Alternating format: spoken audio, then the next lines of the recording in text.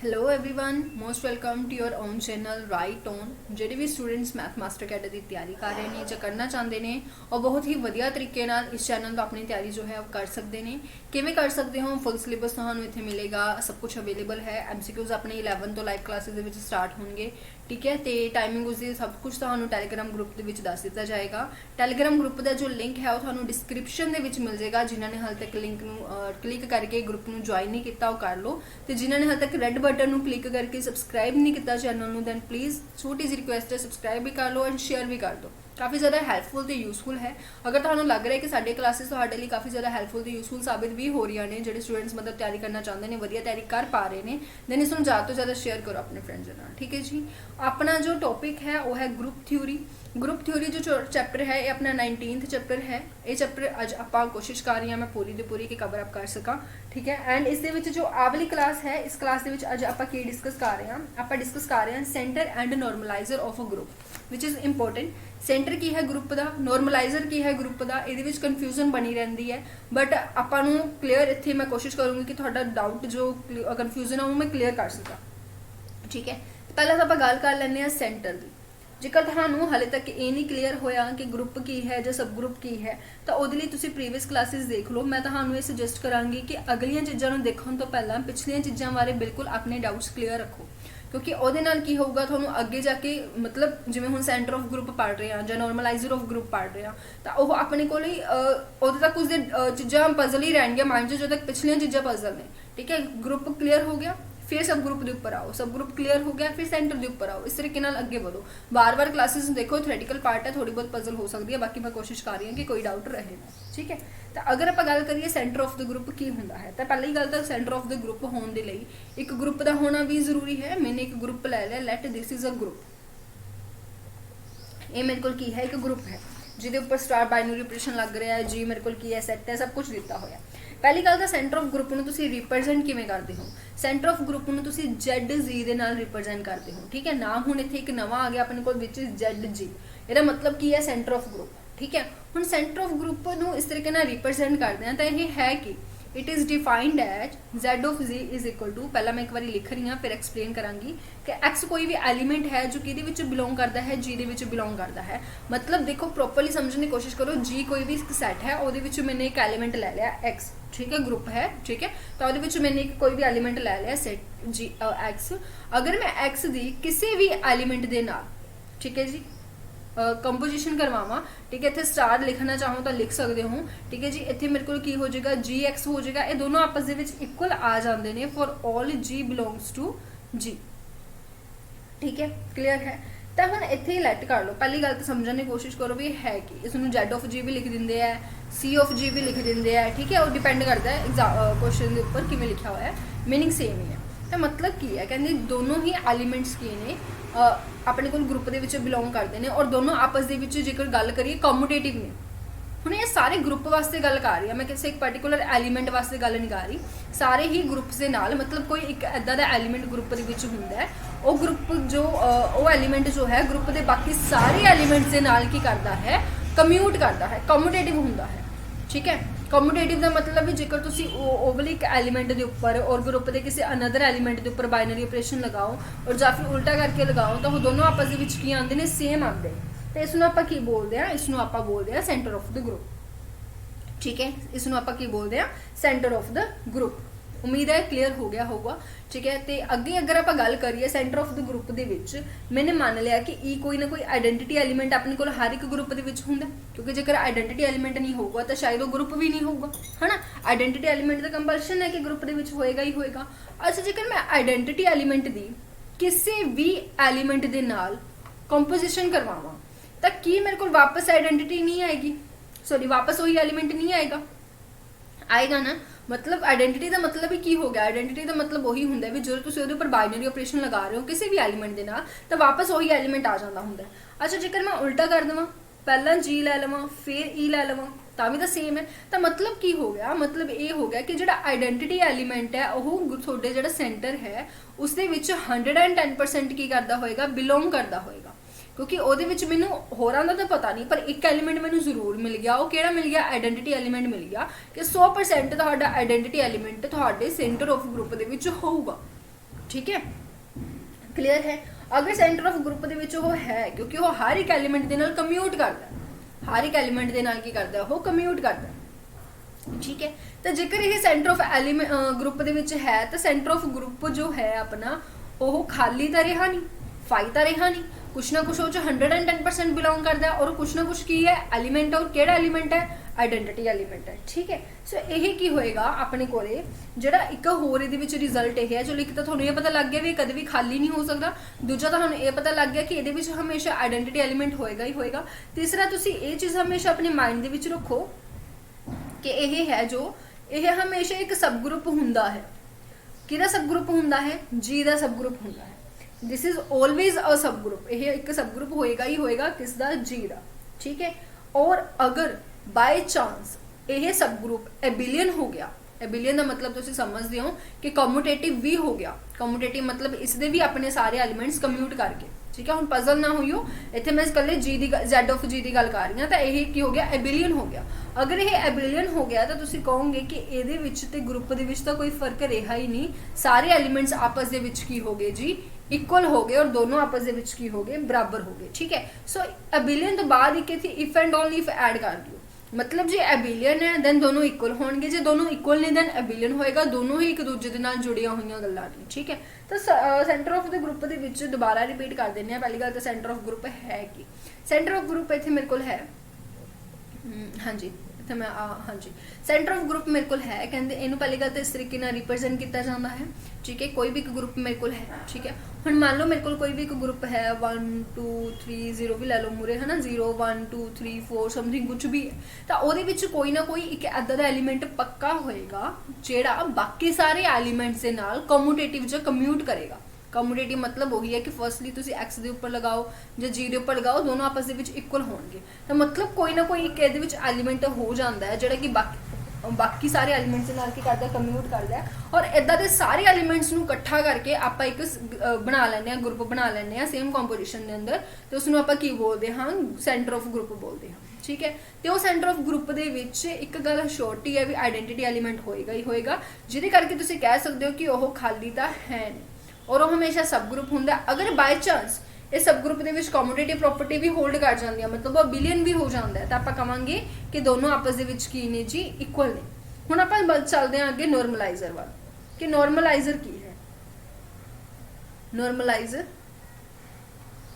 Of A group. ਹੁਣ ਦੇਖੋ centre of group ਦੇ ਵਿੱਚ ਤਾਂ ਆਪਾਂ ਗਰੁੱਪ ਦੀ ਗੱਲ ਕਰਦੇ ਸੀ ਵੀ ਗਰੁੱਪ ਦੇ ਐਲੀਮੈਂਟਸ ਦੇ ਨਾਲ ਕਮਿਊਟ ਕਰਦੇ ਆ, ਬਟ ਨੋਰਮਲਾਈਜ਼ਰ ਦੇ ਵਿੱਚ ਕੀ ਹੁੰਦਾ ਹੈ, ਲੈਟ ਮੇਰੇ ਕੋਲ ਕੋਈ ਵੀ ਇੱਕ ਗਰੁੱਪ ਦਿੱਤਾ ਹੋਇਆ ਵਿਚ is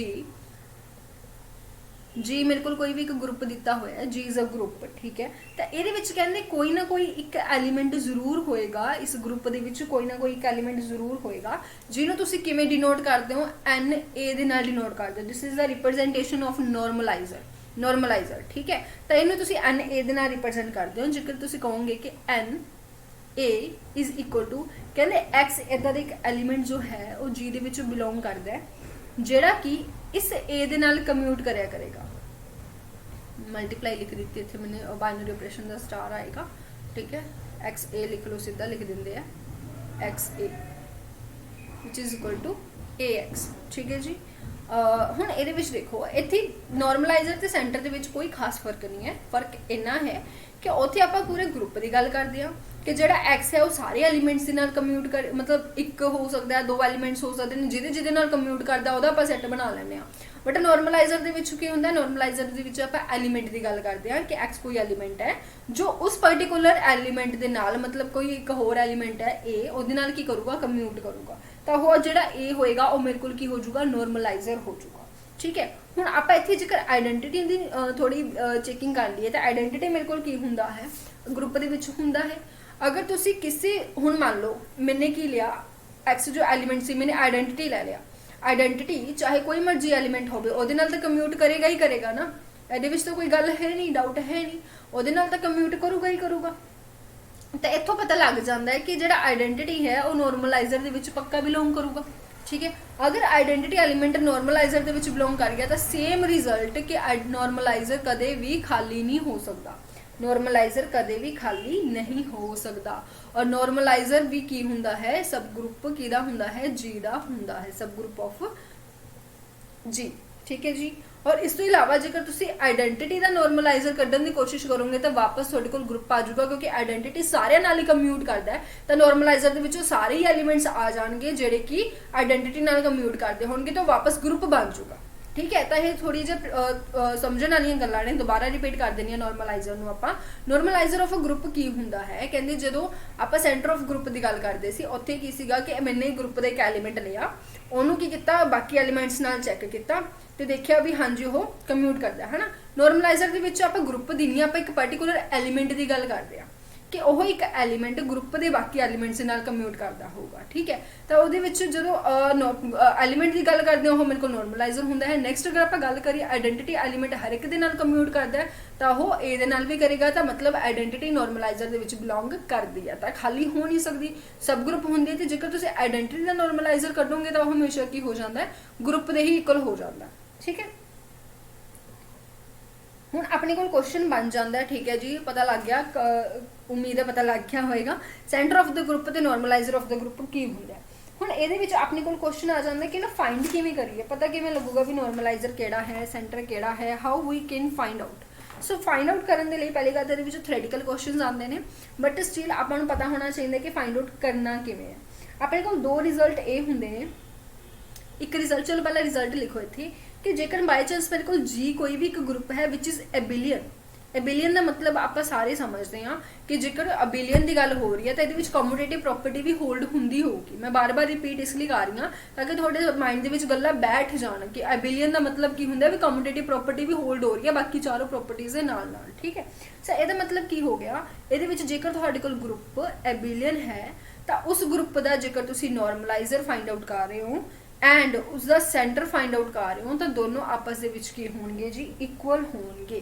this is our very important result ਜਿਹਦੇ ਉੱਪਰ ਸਿੱਧਾ ਥਿਓਰੈਟੀਕਲ ਕੁਐਸਚਨ ਬਣਦਾ ਕਿ ਜੇਕਰ ਤੁਹਾਡਾ ਗਰੁੱਪ ਐਬਿਲੀਅਨ ਹੈ ਤਾਂ ਉਹਦੇ ਵਿੱਚ ਤੁਸੀਂ ਸਿੱਧਾ ਕਹਿ ਸਕਦੇ ਹੋ ਕਿ ਨੋਰਮਲਾਈਜ਼ਰ ਆਫ A ਵਿਚ is equal to centre of A।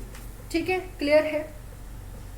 ਹੁਣ ਅਗਰ ਆਪਾਂ ਗੱਲ ਕਰੀਏ, ਤੁਸੀਂ ਕਹੋਗੇ ਤਾਂ ਠੀਕ ਹੈ ਜੇਕਰ ਨੌਨ ਐਬਿਲੀਅਨ ਹੋਇਆ, ਫਿਰ ਅਗਰ ਆਪਣੇ ਕੋਲ ਗਰੁੱਪ ਨੌਨ ਐਬਿਲੀਅਨ ਹੋ ਜਾਂਦਾ ਹੈ ਤਾਂ ਵੀ ਇੰਨਾ ਕੋਈ ਚੱਕਰ ਮੰਨਣ ਵਾਲੀ ਗੱਲ ਨਹੀਂ ਹੈ ਕਿ ਜੇਕਰ ਜੀ ਤੁਹਾਡੇ ਕੋਲ ਐਬਿਲੀਅਨ ਨਾ ਹੋ ਕੇ ਨੌਨ ਐਬਿਲੀਅਨ ਹੈ। ਹੁਣ ਨੌਨ ਐਬਿਲੀਅਨ ਦਾ ਮਤਲਬ ਕੀ ਹੋ ਗਿਆ ਕਿ ਸਿਰਫ 4 ਪ੍ਰੋਪਰਟੀਜ਼ ਹੀ ਹੋਲਡ ਹੋ ਰਹੀਆਂ ਨੇ। ਠੀਕ ਹੈ, ਪੰਜਵੀਂ ਪ੍ਰੋਪਰਟੀ ਕਮਿਊਟੇਟਿਵ ਪ੍ਰੋਪਰਟੀ ਹੋਲਡ ਨਹੀਂ ਹੋ ਰਹੀ। ਤਾਂ ਇਹਦੇ ਵਿੱਚ ਤੁਸੀਂ ਕਹੋਗੇ ਕਿ ਜਿਹੜਾ ਸੈਂਟਰ ਆਫ ਗਰੁੱਪ ਹੈ ਨਾ ਮੇਰੇ ਕੋਲ, ਉਹ ਸੈਂਟਰ ਆਫ ਗਰੁੱਪ ਕੀ ਹੋਇਆ ਕਰੇਗਾ, ਸਬਸੈਟ ਹੋਇਆ ਕਰੇਗਾ ਕਿਸ ਦਾ, ਨੋਰਮਲਾਈਜ਼ਰ ਦਾ। ਠੀਕ ਹੈ ਜੀ, ਸੈਂਟਰ ਜੋ ਹੈ ਉਹ ਨੋਰਮਲਾਈਜ਼ਰ ਦਾ ਕੀ ਹੋਇਆ ਕਰੂਗਾ, सबसेट होया करेगा। सो इस चीज नू क्लियर रखो, अपना डाउट तो दूर रखो। क्वेश्चन सेम है, सॉरी इत्थे जी कर लियो, ठीक है, माय बैड। हाँ जी, तो क्वेश्चन सेम है, सारा कुछ सेम है, बस अपने को की है एबिलियन ते नॉन एबिलियन दे विच आ दोनों चीज़ां आपां नूं पता होणीआं चाहीदियां ने। अगर तुसीं सोच रहे हो किवें आया तो किवें वाला तो देखो प्रूफ मैं करवा सकदी हां, बट मैनूं लगदा है कि जेकर तुसीं प्रूफ समझोगे तो ज़्यादा डिटेल हो जाएगी, ज़्यादा डीपली चले जाओगे तो चीज़ां पजल हो जाएंगियां। तो जो रिजल्ट अपने exam they which result important ने तो आपां रिजल्ट नूं ही रखांगे, ठीक है। सो ज़्यादा प्रूफ वाल मैं ग्रुप थ्योरी दे विच हुण जेकर आपां प्रूफ्स करांगे तो थ्योरम्स ने इन्नियां ग्रैजुएशन की बुक खोलो, थ्योरम्स ने सारे वही रिजल्ट ने, ग्रुप थ्योरी वाला चैप्टर सारा कर सकते हैं आप, ठीक है। बट इन्ना डीपली आप जाना नहीं है, आपको सिर्फ रिजल्ट पूछे जाते हैं, रिजल्ट आपको पता होने चाहिए ने, ठीक है। हुण ये तो सी अपने को रिजल्ट आप कुछ हुण सोच रहे हैं कि आपने फाइंड आउट किवें करना है, सेंटर ऑफ ग्रुप किवें फाइंड आउट करना है, पहला ये देख लैंदे हैं, फिर आप देखांगे कि अपने नॉर्मलाइजर किवें फाइंड आउट करना है, ठीक है।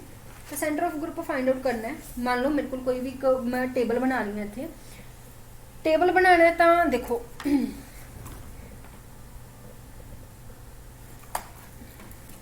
टेबल काफ़ी बड़ा है, सो बनाना तो चलो पएगा। लेट कर लो मैंने एक ग्रुप दिता होया, ठीक है जी, और ग्रुप मैंने की दिता होया 1 2 3 4 5, मतलब ये मेरे को 8 एलीमेंट्स ने, है ना, बट 8 एलीमेंट्स के चलो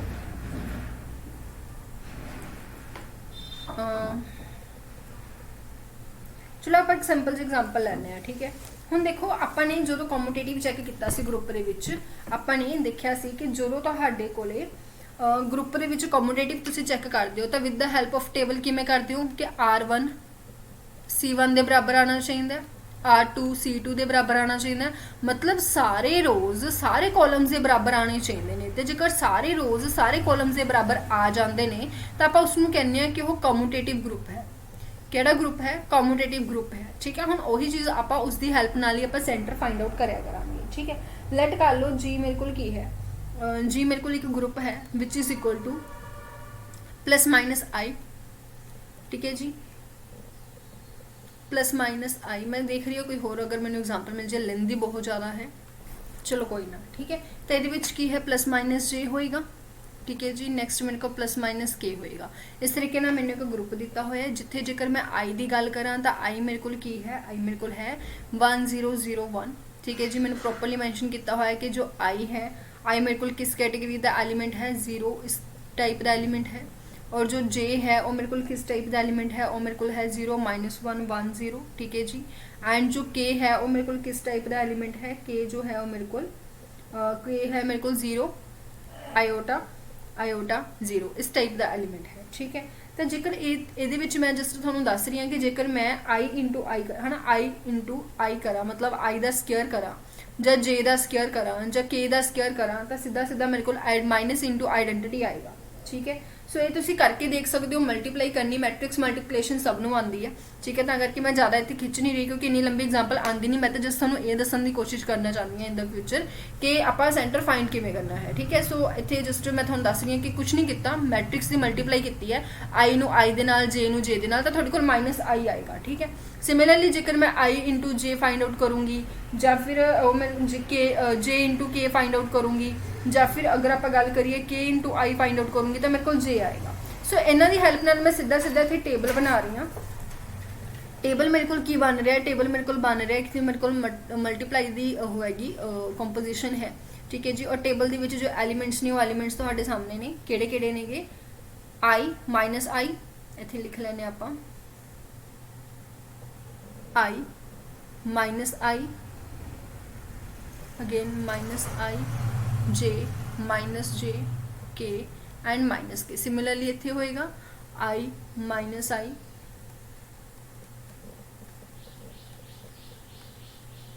ठीक है जी। हुण इहदे विच देखो मैं सीधा इत्थे टेबल कवर कर रही हूँ, ठीक है। मैं दोबारा दस रही हूँ, ये इदा नहीं कि मैम ने करवाया नहीं, करवाया सब कुछ है, बट ये खुद ही करने वाली चीज़ा ने, क्योंकि ज़्यादा डिटेल के मैं अगर चली गई तो बहुत ज़्यादा नाले तुसी पजल हो जाओगे नाले लंबा। तो मेन आप जस्ट ये यही देखना है कि आप सेंटर किवें फाइंड आउट कर सकते हैं, ठीक है। सो सिंपल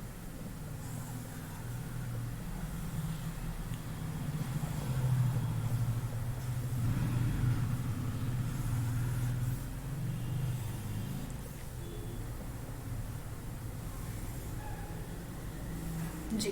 हुण इस टेबल में फिल कर रहे हैं, इस टेबल में फिल आप कर लें। देखो टेबल में फिल करांगे तो इतने मेरे को आएगा आइडेंटिटी, ठीक है जी, माइनस आई, ये मेरे को सारा सेम आएगा, जे माइनस जे, के माइनस के, ठीक है। एंड सेकंड ये भी मेरे को सारा सेम आएगा, minus I I minus i, j minus j, k and minus के, ठीक है जी।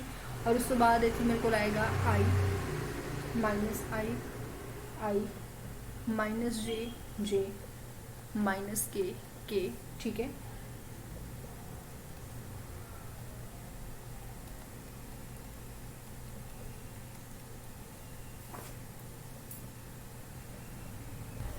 तो मैंने टेबल फिल कर लिया पोज करके, ठीक है। तो तुम देख लो तो हम ये टेबल पूरा किमें फिल किया गया, कुछ नहीं, मैट्रिक्स की मल्टीप्लाई करके जो मेरे को मैट्रिक्स बनी है उसके नाल लिखे ने, ठीक है। तो यह तुम खुद ब खुद कर सकते हो, ठीक है। सो थोड़ा ज़्यादा लंबा काम है इसलिए मैं नहीं किया। बाकी जेकर तुम इन शॉर्ट इसनों करना चाहते हो तो याद करो आप वैक्टर्स के आई जे के है ना, उस फॉर्मैट के आराम नाल थोड़े क्वेश्चन हो जाएंगे, ठीक है। सो ये सेंटर की गल कर रहे थे आप, ठीक है। तो ये एक चीज़ तो मैं पता लग गई कि यह जो मैंने ग्रुप बनाया है ये मेरे को की है नॉट एबिलियन है। तुम कहोगे मैम नॉट एबिलियन किमें है, क्योंकि ये देखो फर्स्ट रो जो है वो फर्स्ट कॉलम के इक्वल है, ठीक है जी। फर्स्ट रो जो है 1 -1 you can check, this is my first row, ठीक है। जितने मैं पेन लेके जा रही हूँ तो ये मेरे को की है फर्स्ट कॉलम है, दोनों बिल्कुल इक्वल है, ठीक है। और जो मेरे को सेकेंड रो है वो मेरे को सेकेंड कॉलम के इक्वल है, ठीक है जी। ये देखो जी ये मेरे को सेकेंड रो है, ठीक है। और ये मेरे को की है सेकेंड कॉलम है, दोनों आपस के इक्वल ने। हुण जेकर आप थर्ड रो तो थर्ड कॉलम की गल कर रही है, थर्ड रो मेरे को केड़ा है आ वाला, ठीक है। This is my third row and this is my third column. तो ये आपस के इक्वल ने, नो डाउट। पहले 3 स्टैप तक इक्वल सी, बट अगले भी आ देखो आ दोनों भी आपस के इक्वल ने, बट इतने जो के ते आएगी ना, के ते की हो गया ये नॉट इक्वल हो गए, ਤੇ ਮੈਂ ਤੁਹਾਨੂੰ ਕਿਹਾ ਸੀ ਵੀ ਅਗਰ ਕਿਸੇ ਪਾਰਟਿਕੂਲਰ ਇੱਕ ਐਲੀਮੈਂਟ ਲਈ ਵੀ ਇਹ ਨੋਟ ਇਕੁਅਲ ਹੈ ਤਾਂ ਇਹ ਨੋਟ ਇਕੁਅਲ ਹੀ ਹੋਏਗਾ, ਠੀਕ ਹੈ। ਤਾਂ ਮਤਲਬ ਜੋ ਥਰਡ ਰੋ ਹੈ ਉਹ ਥਰਡ ਕਾਲਮ ਦੇ ਇਕੁਅਲ ਨਹੀਂ ਆਇਆ, ਤਾਂ ਕਰਕੇ ਆਪਾਂ ਕਹਿ ਸਕਦੇ ਹਾਂ ਕਿ ਇਹ ਕੀ ਹੈ, ਨੋਨ ਐਬੀਲੀਅਨ ਨੇ, ਠੀਕ ਹੈ। ਮੈਮ ਇਹ ਸਭ ਪੁੱਛਦਾ ਠੀਕ ਹੈ, ਸੈਂਟਰ ਆਫ ਗਰੁੱਪ ਕਿਵੇਂ ਫਾਈਂਡ ਕਰਨਾ ਹੈ? ਤਾਂ ਸੈਂਟਰ ਆਫ ਗਰੁੱਪ ਇੱਥੋਂ ਹੀ ਫਾਈਂਡ ਹੋਊਗਾ। ਕਿਵੇਂ ਫਾਈਂਡ ਹੋਊਗਾ? ਦੇਖੋ ਸੈਂਟਰ ਆਫ ਗਰੁੱਪ ਦੇ ਵਿੱਚ how to find centre of group. Centre of group find ਕਰਨ ਦੇ ਲਈ ਤੁਸੀਂ ਕੀ ਕਰੋਗੇ, ਮੈंने ਦੇਖਿਆ ਕਿ ਸਿਰਫ ਮੇਰੇ ਕੋਲ ਦੋ ਹੀ ਐਵੇਂ ਦੀਆਂ ਸਟਾਰਟਿੰਗ ਤੋਂ ਸਟਾਰਟ ਕਰਨਾ ਹੈ ਜੀ, ਆਪਣੀ ਮਰਜ਼ੀ ਨਹੀਂ ਕਰਨੀ ਕਿ ਲਾਸਟ ਤੋਂ ਲੱਗੇ ਜਾਂ ਸੈਂਟਰ ਤੋਂ ਲੱਗੇ, ਨਹੀਂ, ਪਹਿਲਾਂ ਪਹਿਲੀ ਰੋ ਦੇਖੋ ਫਿਰ ਦੂਜੀ ਰੋ ਦੇਖੋ, ਠੀਕ ਹੈ। ਤਾਂ मैंने ਦੇਖਿਆ ਕਿ ਸਿਰਫ ਦੋ ਹੀ ਇੱਦਾਂ ਦੀਆਂ ਚੀਜ਼ਾਂ ਆਈਆਂ ਨੇ ਜਿਹ 'ਚ ਫਸਟ ਰੋ ਫਸਟ ਦੇ ਇਕੁਅਲ ਹੈ, ਸੈਕੰਡ ਰੋ ਸੈਕੰਡ ਦੇ ਇਕੁਅਲ ਹੈ, ਔਰ ਉਹ ਕਿਹਦੇ ਵਿੱਚ ਹੈ, ਉਹ ਕਿਹਦੇ ਵਿੱਚ ਹੈ? ਦੇਖੋ ਫਸਟ ਰੋ ਫਸਟ ਕਾਲਮ ਦੇ ਇਕੁਅਲ ਹੈ, ਫਸਟ ਰੋ ਫਸਟ ਕਾਲਮ ਦੇ ਇਕੁਅਲ ਹੈ, मतलब एक एलिमेंट मेरे को की हो गया, आई हो गया, ठीक है। सेकंड रो सेकंड कॉलम दी इक्वल है, सेकंड रो सेकंड कॉलम दी इक्वल है, एक मेरे को माइनस आई हो गया। थर्ड मैंने कढ़न की कोशिश की थी पर इक्वल आई नहीं, तो मेरे को जो सेंटर ऑफ ग्रुप है वो मेरे को की आ गया, वो मेरे को एक आई आ गया, एक मेरे को माइनस आई आ गया। समझ आया मेरे को सेंटर ऑफ ग्रुप तुसी किवें फाइंड आउट करना है। तो जेकर थानू टेबल इन्ना लेंदी नहीं आंदा तां ही मैं थानू पूरा टेबल इत्थे डिटेल दे विच जस्ट सेंटर ऑफ ग्रुप दस्सण दी मैं थानू दस्सिया कि इस तरीके नाल तुसी क्वेश्चनस नू सॉल्व करना है। सेंटर ऑफ ग्रुप इदां तुसी फाइंड आउट कर सकदे हो। हुण आपां गल करदे हां नॉर्मलाइजर दी कि नॉर्मलाइजर नू किवें फाइंड आउट करना है। नॉर्मलाइजर ऑफ एलीमेंट, सॉरी वो तो ग्रुप दा नहीं हुंदा, माय मिस्टेक, एलीमेंट दा हुंदा है, ठीक है जी। हुण इहदे विच तुसीं कल्ले कल्ले एलीमेंट दा की करना है, नॉर्मलाइजर कढना है ना। तो इहदे लई भी आपां टेबल चाहिदा सी, चलो हुण आपां बना लिया तो कोई दिक्कत नहीं आनी नहीं। तो नॉर्मलाइजर ऑफ एलीमेंट तुसीं फाइंड आउट करने ने तो किवें करने, देखो एक चीज़ तो क्लीयर है ना। आपां वापस टेबल ते जाने आ, इस टेबल ते जिहड़ियां एक्स्ट्रा चीज़ां ने उन्हां नूं इरेज करदे आ, लाइक मेरी कलाकारी, सारा कुछ इरेज हो गया। चलो ठीक है, तो यह है अपने को पूरा तो पूरा सैट ग्रुप, ठीक है। हुण जेकर मैनूं कह देन कि तुसीं नॉर्मलाइजर फाइंड आउट करो आई दा नॉर्मलाइजर फाइंड आउट करो, तो मैं इत्थे देख पा रही हाँ कि जो रो ऑफ फस्ट रो है वो फस्ट कॉलम के इक्वल है। तो ये जोड़े एलीमेंट्स होंगे वो सारे ही इसके नॉर्मलाइजर दे विच आ जाएंगे। क्यों? देखो इधर देखो नॉर्मलाइजर ऑफ ग्रुप दे विच मैं देखा कि जो फस्ट रो है वो फस्ट कॉलम के इक्वल है, ठीक है। तो जेकर मैं आई दा नॉर्मलाइजर कढ़ना है तो नॉर्मलाइजर ऑफ आई मेरे को की होएगा, जिन्ने भी वो एलीमेंट से आई minus I minus i j minus j के ये सारे ही इसका की होगा, नॉर्मलाइजर होगा, ठीक है। टेंशन ना लो, एक होर एग्जाम्पल लवांगे। तो आपां चंगी तरह पता है कि जो इनवर्स है, इनवर्स आपां ग्रुप टेबल नूं देख के इनवर्स कढ़ना आंदा है, नहीं आंदा तो तुसीं सीख सकते हो, प्रीवियस क्लासेस दे विच कीता, माइनस आई है। तो जेकर आप गल करिए इनवर्स अगर सेम है, देखो इनवर्स का नॉर्मलाइजर सेम होंदा है तो नॉर्मलाइजर ऑफ माइनस आई भी की होएगा, आही सारा सेम होएगा, ठीक है। इनवर्स का नॉर्मलाइजर की होंदा, सेम होंदा। हुण आप नॉर्मलाइजर की गल कर लैंदे आई दी, थोड़ा ज़्यादा पता लग जाऊगा, ठीक है। तो आई वाल चलिए जी, हाँ जी आई सीगा आई, ठीक है। तो आई का जो नॉर्मलाइजर है वो देखो कित्थे कित्थे तक अपने को वैल्यूज इक्वल आईयां ने, आ वैल्यू इक्वल आई है, ठीक है, आ भी इक्वल सी, मतलब मैं रो तो कॉलम में चैक कर रही हूँ इस टाइम, मैं रो 3 तो कॉलम 3 में देख रही हूँ क्योंकि वही रो है वही कॉलम है ना। इधर भी आई है इधर भी आई है, तुम ऐ समझ लो, ठीक है। मैनू नहीं पता, मैं कन्फ्यूज नहीं कर रही थानू, तो इतने आई है इतने आई है, ठीक है। सो ये दोनों ही चीज़ां ने, दोनों को आप लैके चल लिया।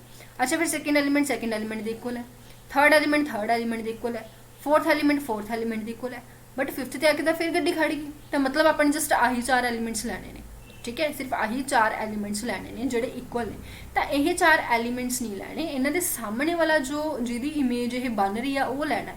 जिवें आई दे सामने की सीगा, आई दे सामने सीगा आई, तो इस दे विच नॉर्मलाइजर ऑफ आई दे विच सब तो पहले तो मेरे को की आ गया, नॉर्मलाइजर ऑफ आई दे विच सब तो पहले तो मेरे को आ गया आई, ठीक है। उस तो बाद मेरे को सीगा सेकंड मेरे को सीगा माइनस आई दे सामने की है माइनस आई, ठीक है, वो मेरे को आ जाएगा। अच्छा फिर ए वाला एलीमेंट भी मेरे को सेम सीगा, ए वाला एलीमेंट के मेरे को सामने की है आई है, ठीक है, तो ए मेरे को आ जाएगा। एंड ए वाला एलीमेंट भी मेरे को सेम सी, ए मुरे मतलब जेडे ये सामने वाले एलीमेंट्स ने वो लेने ने मैंने, ठीक है। सो इतने मेरे को किहड़े 4 एलीमेंट्स आ गए जी, इतने मेरे को आ गए आई माइनस आई एंड माइनस आई, क्योंकि आई दा इनवर्स की है माइनस आई है, ਤਾਂ ਕਰਕੇ ਨੋਰਮਲਾਈਜ਼ਰ ਆਫ ਮਾਈਨਸ ਆਈ ਵੀ ਕੀ ਹੋਏਗਾ, ਸੇਮ ਹੋਏਗਾ। ਤੇ ਇੱਥੇ ਇੱਕ ਰਿਜ਼ਲਟ ਆਪਾਂ ਨੂੰ ਇਹ ਵੀ ਪਤਾ ਲੱਗ ਜਾਂਦਾ ਹੈ ਕਿ normalizer of A and normalizer of A inverse is always same, don't forget it. ਠੀਕ ਹੈ, ਕਲੀਅਰ ਹੈ। ਤੇ ਜੇਕਰ ਤੁਸੀਂ ਜੇ ਦਾ ਕੱਢੋਗੇ ਤਾਂ ਮਤਲਬ ਜਿਹੜੇ ਜਿਹੜੇ ਐਲੀਮੈਂਟਸ ਰੋਜ਼ ਦੇ ਕਾਲਮ ਨੂੰ ਚੈੱਕ ਕਰੋ, ਉਸ ਰੋ ਨੂੰ ਤਾਂ ਉਸ ਕਾਲਮ ਨੂੰ, ਜੇ ਜਿੱਥੋਂ ਤੱਕ ਐਲੀਮੈਂਟਸ ਸੇਮ ਆਉਂਦੇ ਨੇ ਉਹਦੇ ਸਾਹਮਣੇ ਵਾਲੇ ਚਲੇ ਜਾਓ, ਔਰ ਜੋ ਮੇਨ ਆਪਣੀ ਹੈਡਿੰਗ ਹੈ ਉੱਥੋਂ ਆਪਣੇ ਕੋਲ ਨੋਰਮਲਾਈਜ਼ਰ ਫਾਈਂਡ ਆਊਟ ਹੋ ਜਾਣਗੇ। Very easy to understand. ਠੀਕ ਹੈ, ਸੋ ਇਸ ਤਰੀਕੇ ਨਾਲ ਤੁਸੀਂ ਨੋਰਮਲਾਈਜ਼ਰ ਫਾਈਂਡ ਆਊਟ ਕਰ ਸਕਦੇ ਹੋ, ਇਸ ਤਰੀਕੇ ਨਾਲ ਤੁਸੀਂ ਸੈਂਟਰ ਫਾਈਂਡ ਆਊਟ ਕਰ ਸਕਦੇ ਹੋ। ਦੋਨੋਂ ਹੀ ਚੀਜ਼ਾਂ ਤੁਹਾਡੇ ਸਾਹਮਣੇ ਨੇ, ਕੁਝ ਵੀ ਇਹਨਾਂ ਦੇ ਵਿੱਚ ਡਿਫਿਕਲਟ ਨਹੀਂ ਹੈ। ਠੀਕ ਹੈ, ਤਾਂ ਇਹ ਤਾਂ ਸੀ centre and normalizer of a group. Next video ਦੇ ਵਿੱਚ ਆਪਾਂ ਡਿਸਕਸ ਕਰਾਂਗੇ, ਕੀ ਡਿਸਕਸ ਕਰਾਂਗੇ ਜੀ, ਕੋਸੈਟ ਆਫ ਅ ਗਰੁੱਪ। ਕੋਸੈਟ ਹੋ ਗਿਆ, ਲੈਗਰੈਂਜਸ ਥਿਊਰਮ ਹੋ ਗਈ, ਵੈਰੀ ਵੈਰੀ ਇੰਪੋਰਟੈਂਟ, ਲੈਗਰੈਂਜਸ ਥਿਊਰਮ ਹੋ ਗਈ, ਕੋਸੈਟ ਹੋ ਗਿਆ। ਠੀਕ ਹੈ, ਤਾਂ ਉਹ ਸਾਰੀਆਂ ਚੀਜ਼ਾਂ ਨੈਕਸਟ ਵੀਡੀਓ ਦੇ ਵਿੱਚ ਦੇਖਾਂਗੇ। ਕਲਾਸ ਤੁਹਾਨੂੰ ਪਸੰਦ ਆਈ then please don't forget to like, share and subscribe. Thank you.